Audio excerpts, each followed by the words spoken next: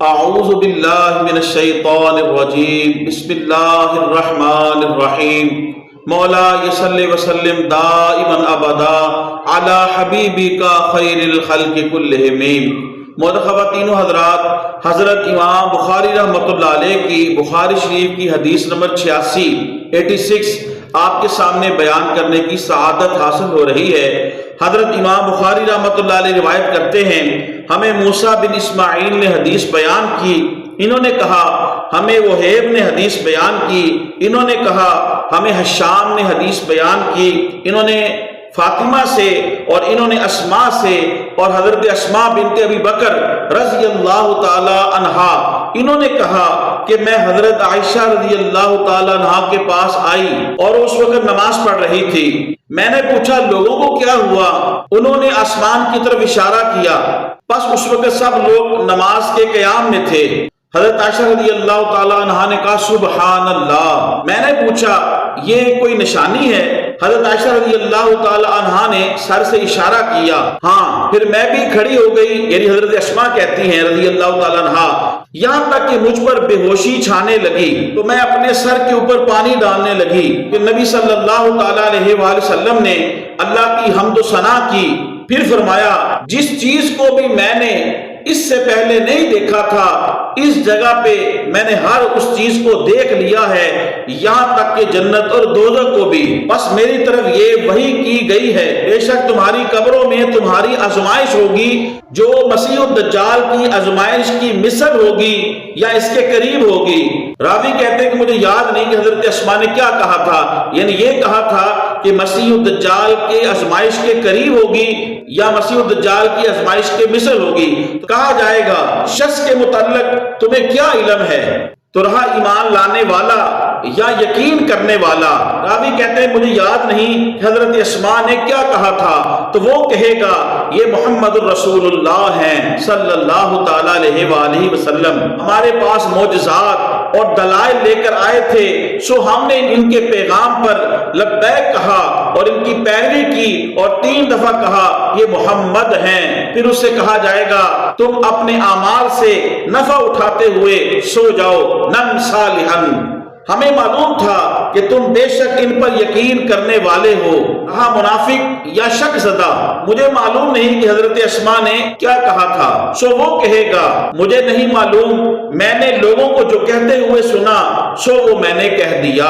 محترم خواتین و حضرات، یہ بخاری شریف کی حدیث نمبر 86 ہے۔ اس حدیث پاک کی تشریح اور مفہوم سماعت فرمائیں کہ حضرت اسماء بنت ابی بکر رضی اللہ تعالی عنہا، جو حضرت عائشہ رضی اللہ تعالی عنہا امت کی ماں ان کی بہن ہیں، یہ تشریف لائی حضرت عائشہ رضی اللہ تعالی عنہا کے پاس۔ اس وقت صحابہ کرام رضوان اللہ علیہ مجمعین نبی پاک صلی اللہ تعالی علیہ وآلہ وسلم کی معیت کے اندر سورج گرہن لگنے کی نماز ادا کر رہے تھے۔ چونکہ یہ خلاف معمول ایک نماز تھی تو حضرت اسماء دیکھ کر حیران ہوئی، تو حضرت عائشہ سے پوچھا اس کے متعلق، تو حضرت عائشہ رضی اللہ تعالی عنہا نے آسمان کی طرف اشارہ کر کے بتایا کہ یہ سورج گرہن کی نماز ہے۔ پھر حضرت اسماء نے پوچھا کیا یہ اللہ کی نشانی ہے؟ تو حضرت عائشہ رضی اللہ تعالی عنہا نے سر کے اشارے سے جواب دیا ہاں یہ اللہ کی نشانی ہے، کیونکہ سورج گرہن جب لگتا ہے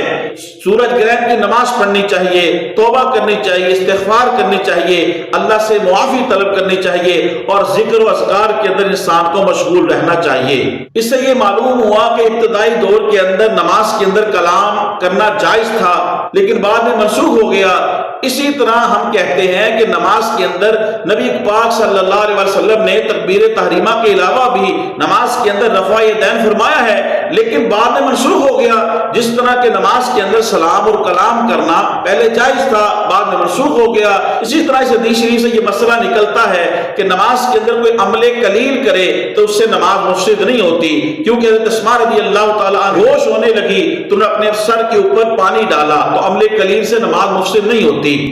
اس حدیث پاک سے یہ بھی مسئلہ ثابت ہوا اگر بے ہوشی کی ایسی کیفیت ہے کہ عقل زائل نہیں ہوتی تو اس سے نماز اور وضو جو ہے وہ مفسد نہیں ہوتا، نماز ختم نہیں ہوتی۔ علم غیب نبی صلی اللہ تعالی علیہ وسلم اس حدیث پاک سے ثابت ہو رہا ہے۔ آقا کریم رحمت کونین صلی اللہ تعالی علیہ وآلہ وسلم نے ارشاد فرمایا کہ میں نے ہر اس چیز کو دیکھ لیا ہے جس چیز کو میں نے پہلے نہیں دیکھا تھا۔ تو اگر اس حدیث شریف کے عربی الفاظ کو دیکھا جائے تو اس کے اندر ما جو ہے یہ ایک تو نکرہ ہے اور دوسرا نفی کے معنی میں ہے۔ تو جب نکرہ اور نفی یہ دونوں کسی جملے کے اندر آ جائیں کہ عموم کے اندر اور زیادہ تاکید آ جاتی ہے، لہذا یہ عربی کے جو الفاظ ہیں یہی بتا رہے ہیں کہ نبی کرم صلی اللہ تعالی علیہ وآلہ وسلم کو اللہ پاک نے ما کان و ما یکون کا علم علوم خمسہ سمیت عطا فرمایا ہے۔ رہا یہ اعتراض کرنا کہ اللہ کو بھی علم غیب کلی ہے اور نبی صلی اللہ علیہ وسلم کو بھی علم غیب کلی ہے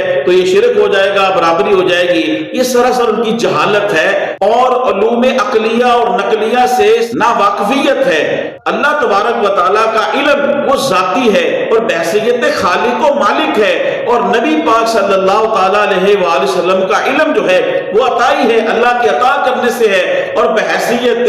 عبد ہے، بحیثیت مخلوق ہے۔ تو حضور کے علم کو اللہ کے علم کے ساتھ کمپیریزن کرنا ہی بے وقوفی ہے، لہٰذا کوئی شرک و بدعت نہیں آتا۔ اللہ پاک کا علم غیب کلی ذاتی ہے اور نبی پاک صلی اللہ تعالیٰ علیہ وسلم کا علم غیب کلی اللہ پاک کا عطا کردہ ہے۔ اس طرح اس حدیث شریف کے اندر آیا کہ جب قبر کے اندر جائیں گے سوال کیا جائے گا صاحب قبر سے کہ بتاؤ کہ رسول پاک صلی اللہ تعالیٰ علیہ وسلم کے متعلق تم کیا کرتے تھے؟ الحمدللہ جو مسلمان عاشق رسول ہیں اور مؤدب رسول ہیں، حضور سے محبت کرنے والے ہیں، حضور کے دنیا کے اندر نعتیں پڑھنے والے ہیں، وہ تو یہ کہیں گے ہاں مر کے پہنچا ہوں اسی دلربا کے واسطے، ہاں یہ تو وہ ہستی ہیں جن کے بارے میں دنیا میں میں کہا کرتا تھا اللہ پاک نے نشانیں عطا کی ہیں، اللہ پاک نے انہیں مختار کل بنا دیا ہے، یہ تو وہ ہیں جن کے بارے میں دنیا میں کہا کرتا تھا مصطفیٰ جان رحمت پہ لاکھوں سلام، شمع بزم ہدایت پہ لاکھوں سلام۔ تو فرشتے بھی کہیں گے نم صالحن، اور پھر رہا وہ شخص جو کافر ہے یا منافق ہے، جب اس سے پوچھا جائے گا بتا دنیا میں کیا کہا کرتا تھا کہ نبی صلی اللہ تعالیٰ علیہ وسلم کو علم غیب نہیں ہے، حضور کو فلاں چیز کا علم نہیں ہے، حضور کو فلاں چیز کا علم نہیں ہے، فلاں چیز کے اختیار نہیں ہے، تو جو لوگوں نے سنا اس نے وہی کہہ دیا، اس کے لیے بھی عذاب قبر ہے۔ سوال یہ ہے کہ دوسری حدیث کے اندر 3 سوالات ہیں اور کہ پوچھا جائے گا من ربک ما دینک، لیکن اس حدیث شریف کے اندر صرف ایک ہی سوال ہے۔ محدثین نے فرمایا اس کی وجہ یہ ہے ان 2 سوالاتوں کی مقبولیت بھی اسی سوال کے اوپر منحصر ہے، کیونکہ جسے مصطفیٰ کی پہچان نہیں ہے وہ باقی 2 سوالوں میں بھی فیل ہے، اور جسے مصطفیٰ کی پہچان ہے اس کا مطلب یہ ہے کہ اس کا دین دین مصطفیٰ ہے، اس کا رب رب مصطفیٰ ہے۔ یہ نبی اکرم صلی اللہ تعالیٰ علیہ وسلم کی ذات کے متعلق قبر کے اندر اہم ترین سوال ہوگا۔ بہت خواتین و حضرات، تبلیغ دین کی نیت سے حدیث شریف کے اس درس کو زیادہ سے زیادہ لوگوں تک پہنچانے کے لیے میرے اس ویڈیو کو زیادہ سے زیادہ شیئر کریں، میرے یوٹیوب اسلامک چینل کو سبسکرائب فرمائیں، یوٹیوب پہ کمنٹس کریں، لائک کریں، بیل آئیکن کو ضرور پریس کریں تاکہ ہر آنے والی ویڈیو آپ کو مل سکے۔ اللہ پاک آپ کو جزائے خیر دے۔ السلام علیکم ورحمۃ اللہ وبرکاتہ۔